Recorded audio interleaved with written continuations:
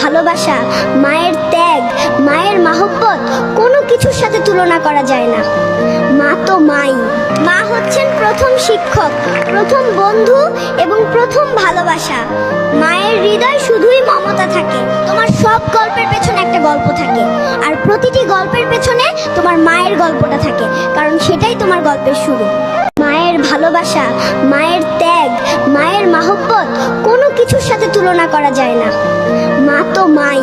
মা হচ্ছেন প্রথম শিক্ষক, প্রথম বন্ধু এবং প্রথম ভালোবাসা। মায়ের হৃদয় শুধুই মমতা থাকে। তোমার সব গল্পের পেছনে একটা গল্প থাকে, আর প্রতিটি গল্পের পেছনে তোমার মায়ের গল্পটা থাকে, কারণ সেটাই তোমার গল্পের শুরু।